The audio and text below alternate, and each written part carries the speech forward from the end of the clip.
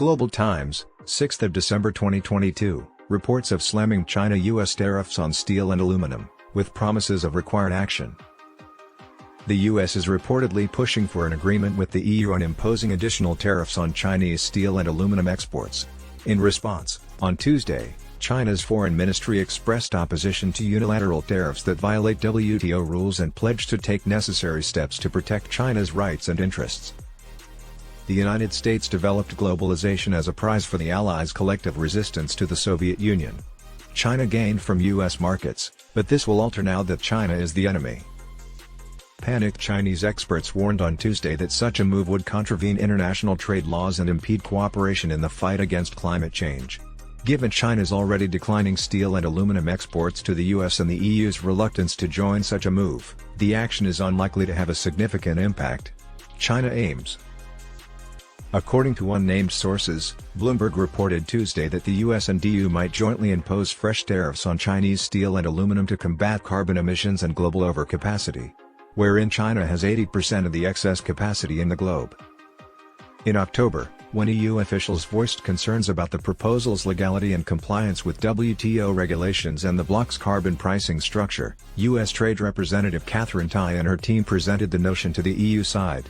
According to the article, a deal between the US and the EU may not happen until 2023 at the earliest. A representative for the Chinese Foreign Ministry named Mao Ning responded that she was unaware of the specific reports when asked about the announcement during a routine press briefing on Tuesday. Therefore, I would merely like to state in general terms that China is opposed to unilateral tariffs that are against WTO regulations and serve no one's interests. Mao vowed that we would take all necessary steps to protect our legal rights and interests.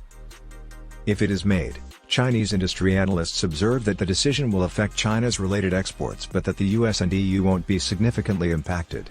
But disastrous for China. Although increased tariffs will hurt China's steel and aluminum exports, Wang Woking, research director at the Beijing Lang Steel Information Research Center, told the Global Times on Tuesday that the impact will be minimal given the volume of shipments from the nation. Additionally, Chinese Wang claims that China might diversify its export markets due to its massive but decreasing domestic demand and stable economic recovery. Due to escalating trade remedy investigations and new tariffs, China's steel and aluminum exports to the US have plummeted in recent years. According to statistics from the Beijing Lang Steel Information Research Center, China shipped 853,700 tons of steel to the United States in 2021, a considerable decrease from the 3.4 million tons exported in 2014. Aluminum oxide exports to the U.S. decreased from 5,311 tons in 2014 to 1,730 tons in 2017. The suggested plan is more like a political gimmick that attempts to portray solidarity between the US and the EU rather than targeting China's steel and aluminum, Gao Lingyun, an analyst at the Chinese Academy of Social Sciences in Beijing, said to the Global Times on Tuesday. The US sets a poor example by using tactics typically employed in trade disputes to further its climate agenda, risking escalating China-US trade disputes to include the EU, which harms multilateralism and worsens the already weak global economy, according to Gap, especially now that the Chinese economy has drastically slowed down. According to Gao, the US may pressure the EU to support it in other agendas by threatening higher taxes on the steel and aluminum produced by the EU. As a result, the EU may mimic the US position in words but is unlikely to act. Under former President Donald Trump, the US slapped harsh tariffs on EU steel and aluminum exports, even though the two parties had recently established an agreement to terminate the taxes. Trade tensions between the US and the EU are escalating in the meanwhile.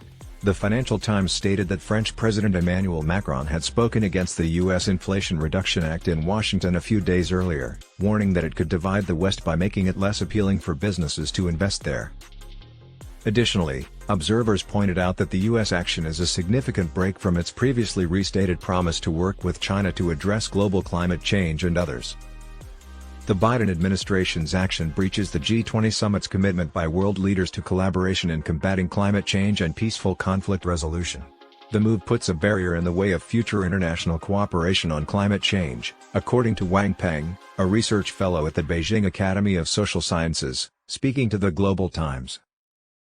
Wang Peng urged the U.S. to abandon its proposal and resume everyday collaboration with China, stating that as the two most significant economies in the world, the US and China had a duty to work together to do more to combat climate change. This essay was meant to be on trade, but China, the world's biggest polluter, changed the subject to climate change.